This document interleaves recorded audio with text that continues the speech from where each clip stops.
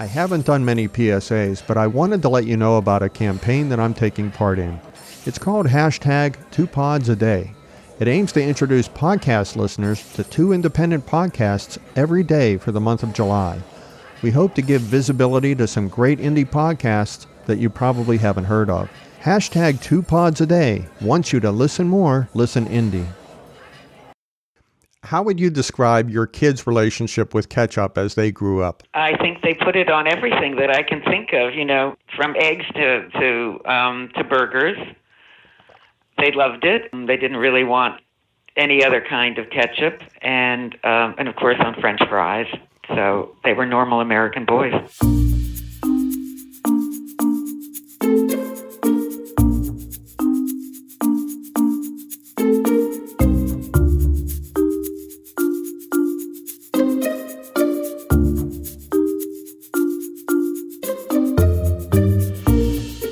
I'm Tim O'Brien. In this episode of the Shaping Opinion podcast, we're joined by Eleanor Foa Dienstag. She's a journalist and an author who has written everything from magazine articles to corporate histories. In this episode, we'll talk about one corporate history she wrote, and even more to the point, we'll pour into one history within that book. The premise of our podcast is simple. We talk about people, events, and things that have shaped the way we think.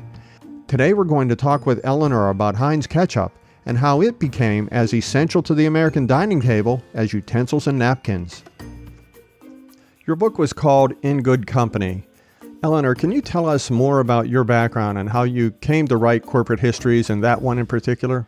I'd be delighted. I've been a nonfiction writer most of my life, and I have been a member of an organization called the American Society of Journalists and Authors. And at the time, they had a service where they put together companies that were looking for writers and writers that were looking for work. And Heinz sent out a help us call, and I was one of 4 people chosen to fly out to Pittsburgh to interview for this gig. It was me and 3 guys. And to my absolute astonishment, the guys, who were all journalists, hadn't done any homework whatsoever, whereas I had actually read, gone to the library, read books about Heinz and so forth, and was really prepared. So we were all staying at this hotel, and they interviewed us singly, and then we went back and waited for the call, and I got the call. That's how it happened. What do you think it was about you and your writing style that made you the person for that job? Well, I think, honestly, I had a lot of corporate experience by then. I'd been the speechwriter for American Express. I'd written annual reports, and none of the other candidates had corporate experience. I also think that I thought very long and hard about the structure of this book and raised a whole bunch of issues which showed them, that I knew what I was doing. And I had written a memoir, so I'd already, written a book. So I think all of those things qualified me. Now we get into the ketchup story. When people think of ketchup, they think of Heinz. When they think of Heinz, they think of ketchup. But it wasn't always that way. When do you think it changed? I actually think it changed in the 1980s. That's when it really became a dominant brand as well as a dominant product. It took that long. The product is a very old product. Ketchup remains one of the most broadly used products in the grocery category. It's found in 97% of all U.S. households, and 4 out of 5 restaurants use it. Heinz is the world's largest buyer of tomatoes, 2 million tons per year. Heinz sells 11 billion ketchup packets per year. In 2004, Malcolm Gladwell wrote a piece for The New Yorker where he described how Heinz became dominant in the ketchup market by focusing on all 5 of the condiment's flavor attributes. It used to be just a salty and bitter product, but then Heinz increased its thickness. It increased the sourness with acidity, and that was from concentrated vinegar. And the company doubled the sweetness of the product. I remember myself, when I worked for Heinz, I actually went up and I saw how they made ketchup in Fremont, Ohio, and I saw how the tomatoes were grown in the fields and how the factory was right next to the field. And those tomatoes were different than the kinds of tomatoes that we grow in our gardens. Can you tell me, have you seen how Heinz Ketchup was made, and do you remember anything about that? I absolutely remember everything about it. It was fascinating. Yes, I went up to that plant myself. Well, the tomatoes, as I think you know, had a thicker skin, and they came, barreling down. And it was all automated. I mean, I don't think a human hand touched it from beginning to end. And it was just an amazing process. Of course, many things had changed from the early days. And by the time I saw it, they were turning tomatoes into tomato paste, which is another part of the story we can talk about. But yeah, it was very impressive. It was. One of the people that gave us the tour told us that when we held a new bottle of ketchup in our hands, that bottle, those tomatoes were out in the field almost an hour or so before. That's how fresh that ketchup was from field to production. They also said there was a secret ingredient, and Heinz Ketchup was always known for having this secret ingredient, but I've seen articles over the years where they mentioned it. So do you happen to know what the secret ingredient might have been? They would not reveal it to me. Absolutely not. Now, in your research on the book about Heinz, you came in contact with many people from Heinz.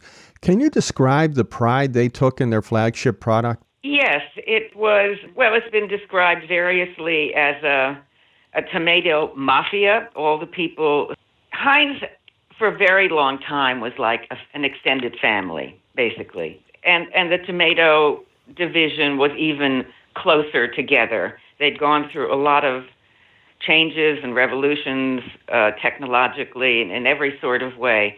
And there was a very unique bond. They would go the extra mile for each other. They felt that way. And it was very persuasive. I totally believed it. Very believable. It was an extended family. I knew people that had worked at Heinz, and when they left Heinz, they actually made their email addresses their name with the number 57 on it, which was Heinz's lucky number. H.J. Right. Heinz, Henry Heinz, he liked the number 57. He felt that was a lucky number, so he put that on all of his bottles, and they used the term 57 varieties in their marketing. Exactly, yes. Let's talk about the backstory of ketchup. Ketchup was invented in 1876, not by Heinz. It was invented before Heinz was even started as a company. Do you happen to know who invented ketchup or how it came to be? Well, I know that it's derived, reportedly, from a Chinese fish sauce recipe. And it was called ketchup, something like that, which was eventually translated into catsup and then ketchup. And traders brought it from China to various places, I think eventually to the Dutch, who were big traders, and it arrived in some tomato form in the United States. When Heinz started his company, most condiments were made at home by wives. And I think he or his mother concocted their own version of it. Beyond that, I don't really know. But I think that, Heinz was a brilliant creator of products, inventor of ideas, marketer, all sorts of things. So I think he started his own recipe, and which has been modified over the years. It has. Actually, it's been modified, and it's been part of the company's evolution and success. The Heinz Company was launched 7 years after it was said that ketchup was invented. Ketchup was one of its first products, and it was bottled ketchup. Ketchup was also accompanied by horseradish sauce, pickles, mustard, and vinegar as some of Heinz's first products. The company introduced its iconic octagon glass bottle, comparable to the distinctive Coca-Cola bottle, around 1900, and it also had that Keystone label on it that hasn't changed much since that time. Heinz had an obsession with efficiency and quality. H.J. Heinz did, and so did the company through the years. So it decided that the best way to make a quality processed food was to locate production near quality farmland. So the ketchup plants that Heinz has used has always been right near where the fields and the tomatoes were grown. Now, as far as that is concerned, I think there was one of the stories that there was a big difference between types of ketchup when ketchup was first invented in the 1800s. Early versions of preservatives were used in some ketchups, but H.J. Heinz decided to make sort of an all-natural, better preservative-free ketchup. Heinz is very proud of that fact, and in 1905, there was a push for the Pure Food and Drug Act to ensure that no preservatives and things of that sort were in food products, and Heinz was the only company to side with the government and to push for the passage of that act, which eventually did pass. No other company did that, and it's something to be quite rightly proud of. Now, you mentioned that the ketchup process is very automated today. When it first started out, naturally, it was almost a hand and almost homemade ketchup. How did the production process evolve, to your knowledge? Well, it was a seasonal product, and it was harvested seasonally, as everybody does, when they bring in the tomatoes in the summer, which wasn't very cost efficient. They would have to store all these tomatoes. They'd have to guess at how many bottles to make and how much to harvest and all this kind of stuff. And then there was a remarkable breakthrough. Somebody, and I really can't remember who or how, figured out how to turn tomatoes into tomato paste and how to make that tomato paste taste as fresh and good as fresh tomatoes, which was an enormous breakthrough. And that really changed everything. When I saw those tomatoes that they used to make ketchup, they didn't remind me of tomatoes that I would pick in my garden. And when I read your book, they talked about how they found that if they used the tomatoes that we might grow in our gardens, they would just fall apart and they would not be able to withstand the production process, the handling involved. So they have a different tomato that has a thicker skin. And also that thicker skin helps make the tomato paste and the tomatoes used in Heinz Ketchup to make everything more thick and consistent. Yeah, I just also want to mention that they worked a great deal to create hybrids that were proprietary and that were, I think, superior to every other tomato. They were. They still taste good. Now we get into the marketing of ketchup. From the 1960s through the 1980s, Heinz Ketchup went from just being another condiment to a mainstay in the American diet through improvements on the agricultural front, the technological front, but also in the area of marketing. Eleanor, can you tell us what happened in the 1960s on the marketing front that helped to propel the ketchup brand into our hearts and homes? That's true. And to understand all those changes, you have to understand that up until the 1960s, it was still really a family company. And, they weren't hiring MBAs from Harvard or anything like that. People worked their way up. So it wasn't a modern company as we understand it today. In 1966, they did hire and have a new president, Gookin, who really professionalized the company, and part of that was marketing. They invested more money in television. Before that, they had just used billboards. They'd hired a hotshot New York advertising agency, Doyle, Dane, and Bernbach, and had some wonderful campaigns. So all of that sort of happened after Gookin, who had hired new people and brought in people from Procter & Gamble, I think, actually. It sort of professionalized that whole side of the business. That was a turning point. They did bring people in from Procter & Gamble, and in the 1960s, Heinz had a 23.6% of the market for ketchup, and Hunt's, their main competitor, had a comparable share of the market, and both regarded ketchup at that time as a mature product, meaning there wasn't much room for growth. But the group that you just mentioned came in and looked at it a little bit differently.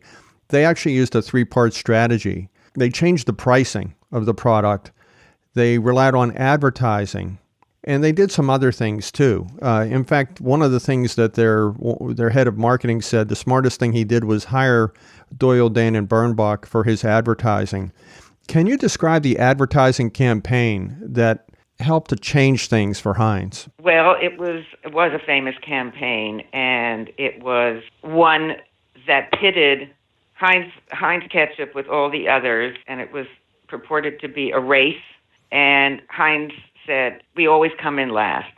I think that was it. In other words, the paste, the tomato ketchup would run down the bottles of ketchup, and it would be the last one to come out because it was thicker and fuller. And it was a sensational, thick and rich advertising campaign and extremely successful. The early days of the modern era of advertising for Heinz, they did focus groups. and they found out that consumers wanted their ketchup to be thicker and richer, so that became part of their positioning, and that led to that advertising. In fact, that commercial that you talk about, anybody that was around in the 1960s might remember that commercial because it ran all of the time, but also it was pretty powerful at illustrating the difference between the two ketchups. One ran faster, and that was deemed as less desirable. The agency knew this based on their focus groups. And Heinz, obviously, like you said, they came in last, and that was a positive attribute for ketchup. They also had, like you said, that paper plate demonstration where they showed how the one ketchup, Heinz, stuck to the plate and didn't move and looked neat, and the other one ran down and looked messy. So that those two commercials, combined with some other things they did, really, really changed things for the Heinz ketchup brand. Another thing they did, and you explained, was the introduction of a new bottle size. And this is kind of a Procter & Gamble thing, isn't it? The people that came over from Procter & Gamble knew that the American consumer was looking for bigger, better. So what did they do with that Heinz bottle to make it bigger and better? Well, they tried something which in the end didn't really work. They had a larger bottle of ketchup with a larger hole at the top so that more ketchup came out more quickly. But then they discovered that the sugar oxidizes and turns black. And when you have a bigger hole at the top, it really looks quite awful. So in the end, that approach did not work. Right. They changed the size of the bottle. And for a short period of time, it did give them market share. They went to a 26-ounce bottle. And one of the things that I still like about it, even though the product didn't withstand, as you said, exposure to the air, but one of the things they did that I thought was pretty smart was they didn't just say it was a larger bottle. They said it was ketchup lovers ketchup, which I thought really was a nice way to position that product. If you really like ketchup, you'll like a bigger bottle. And there was also another strategy involved with that. Because it was a bigger bottle, it took up more space on the grocery shelves. So when a supermarket shopper was walking down the aisle, they literally would see more Heinz ketchup on the shelves simply because the bottles were bigger. Right, and that's actually continued in a certain way. I mean, they've had all sorts of different shapes and sizes, and of course, they also pioneered the plastic bottles before anybody else, which was a huge breakthrough. Kids loved it. Families loved it. It was unbreakable. So they've done a lot of innovation on that side, definitely. What do you think about that? You, as a professional communicator, when you look at the Heinz Ketchup story, what lessons are in it for you? And what kind of lessons have you picked up, even when you worked on this book, that you may have used to help other clients? Well, the biggest lesson is the crisis is the opportunity. I think that is something that I did learn. That when you're faced with what you think are insurmountable odds, that's the time that innovation really takes place. And I think Heinz is the best example of that I've ever seen. I think it took a lot, for Heinz Ketchup to become the dominant product. And there were a whole series of innovations that took place between the 60s and the 80s that made it more cost efficient, made them the low-cost operator. They got into the food service business, which turned out to be a brilliant move because all of America was using fast food, and ketchup went with that. They innovated little plastic packets behind the scenes, all sorts of innovations that gradually made it, not only the number one product, but a very cost-efficient product. It has. And one thing that I've noticed about them is just when you think they've done everything, they come up with a new idea. Some of them work, some of them don't. I remember in the early 2000s, they came up with this, or was it the late 90s, they came up with the idea of, this is for kids, they came up with purple ketchup and colored ketchup, and that was to appeal to young kids. And I know that I had young kids at the time. It was kind of a hit with them for a while, but everybody went back to the red ketchup.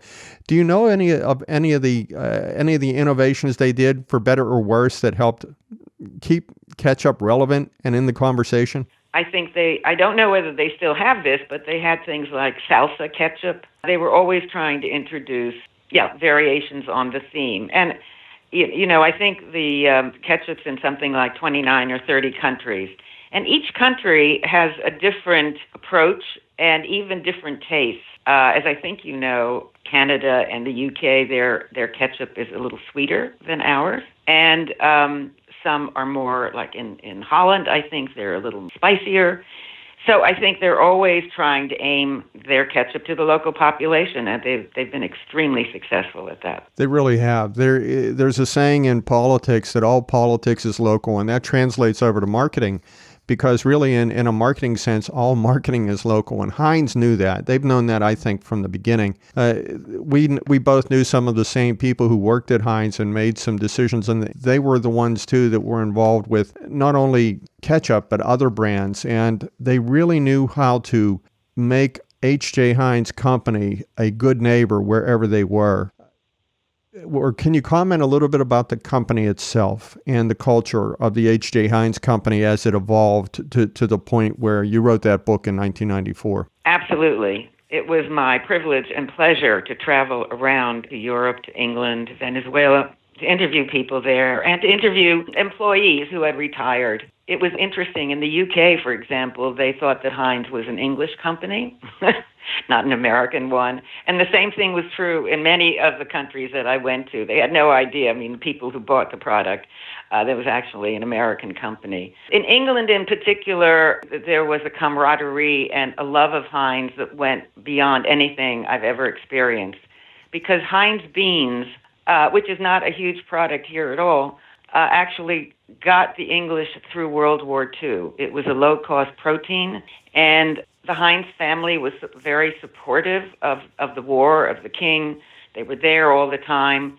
And the loyalty of the employees to Heinz was just something quite special. So that's an example, I think, of the esprit of the whole company. It was very moving, actually. Do you remember the slogan for Heinz in the UK? Heinz means beans. I always thought that was funny. Yeah. Yeah. And they like to put beans on toast over there. Well, that's what got them through the war. I mean, it was an inexpensive and nutritious dinner, and it did get them through the war, absolutely. It's true. And so when people think of Heinz today, in fact, actually, when people thought of Heinz in the early days, it was about pickles. So anybody that did anything with Heinz knew that the pickle was sort of the icon that they used. But over time, and this was even predicted in your book, that over time that pickle would be replaced by a ketchup bottle as the iconic symbol for the company. And I have some information here that really blew me away as a Heinz fan. And that was something that I learned when I was working on their annual report back in 2005. In that annual report, I wrote that, except there was a page in there that I didn't work on, and it was written by a person by the name of Gary Steibel from the New England Consulting Group, and that's one of the world's leading marketing management firms. But he did research using the Six Sigma branding model to take into account all types of factors like sales, shareholder value, perceptions. They used all these factors to come up with a number, basically, to put a number next to the Heinz brand name to see what it was worth. And they said it was worth $20 billion. But the one thing that stuck out for me was when they talked about media impressions, but they weren't just talking about advertising, or they weren't talking about billboards or radio. They actually took a look at all the Heinz products that were sitting on tables in restaurants across the country and around the world. And they calculated that there were 100 million exposures to the Heinz name on restaurant tables every single day. And that just really caught me off guard, because when you actually look around and you look for brand names in the course of your normal day, you might see certain iconic brands. You might drive down the street and see a vending machine with a Coca-Cola name on it. And you do that often enough during the day, and when you go to buy a beverage, you might order a Coke. I don't want to say it's subliminal, but that constant exposure and to that iconic name reinforces itself. And that's what Heinz learned, and they did in 2005, was they quantified that exposure, and they came up with this number. So they said that their brand name, was worth $20 billion, and ketchup was a huge part of that. What do you think about Heinz as an iconic brand, Eleanor, compared to other iconic brands? How would it rank? And this is a subjective question, but how do you perceive it compared to the other iconic brands out there? Well, I think Coca-Cola is a good parallel, because I think both companies had brilliant marketing ideas, And the one thing Heinz had, which blew me away when I started doing my research, is that it was international and I dare say global from the very beginning. Heinz was prescient, really. He brought his products to England. He brought his products to China. I mean, he was traveling all the time. And so it's been an international brand forever. We might not recognize all of the products. For example, in Italy, baby food and baby biscuits. And when I went to the Heinz plant in Italy, it was the most automated plant I'd ever seen in my life. So it really has been ahead of the curve that way and continues to be a global brand. And I think that makes a huge difference, way ahead of the curve. That brings us to where we are today. In 2013, Berkshire Hathaway and 3G Capital bought Heinz. So Heinz is no longer that independent, publicly traded company that it once was. Heinz is now part of a larger company known as the Kraft Heinz Company. But all of the brands, for the most part, remain. There has been some reorganization of those brands, but the main brands that people associate with Heinz remain, and they're also investing in some of those brands. Eleanor, when you write a corporate history, the one thing you know is the story is never over. Especially if it's a successful company. You don't want the story to end. So in the time that since you've written your book about Heinz, have you noticed any surprises in the company's continued evolution after 1994? Well, I think the biggest surprise is that they sold the factories in Pittsburgh. And as a historian and one in love with the past, I suppose, partly, that did upset me a bit. But by and large, and they've dropped some of the brands that they'd had for a long time. I think there's no Starkist, no pet food. So change is inevitable, but I think they've obviously made a huge success out of the brands that they continue to own and grow. And that's what I've noticed. Do you think there's room in the business world today and in the consumer marketplace for another company like Heinz? What must another company do today to be like that Heinz that you wrote about in your book? I think the esprit of the founding generation is still part of what makes a company great. And you can see that in digital companies, whether it's Facebook or Amazon or any of those companies. I think in the beginning, there is that sense of us working together to create something new and dramatic. And we haven't really touched upon this, but the founding Heinz father, H.J. Heinz, treated his workers very well. He was what was called a paternalist. So there weren't any unions, but he had all sorts of wonderful people on the assembly line had manicures. I mean, all sorts of things that he did for his workers. So it was a beloved company. And it got it through the Depression and all sorts of things. And I think that's very important for a company today or at any time. That's true. There was a time when companies moved away from that paternalistic model, but we're seeing now that some of the big names that have emerged during the tech era, even companies like Amazon and Google, are sort of returning back to that. I don't want to say paternalistic because that sounds too old school, but it still follows that same philosophy of taking care of employees around their entire life cycle and not just when they come into work. Right. I think that's very important. I really do. So that's what it would take to create another Heinz, I think. And there have been, plenty of examples of that. Ben & Jerry's ice cream, for example, I think is a good example. It hasn't become a worldwide company or product, but it has a family-like esprit. It does. And it's great ice cream. Yes, it is. Eleanor Foa Dienstag, thank you for joining us today. My pleasure.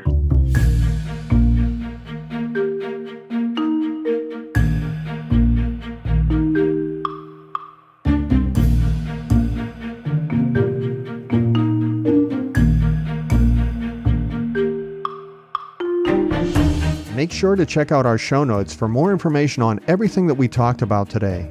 You'll find a complete bio on our guest, Eleanor Foa Dienstag, and you'll get links to more information on America's favorite condiment, Heinz Ketchup. You can also listen to other episodes. And don't miss the next episode. You can subscribe to the Shaping Opinion podcast in many ways, and they're all free and easy to find on iTunes and at shapingopinion.com. This is where we talk about the people, events, and things that have shaped the way we think. Until next time, I'm Tim O'Brien.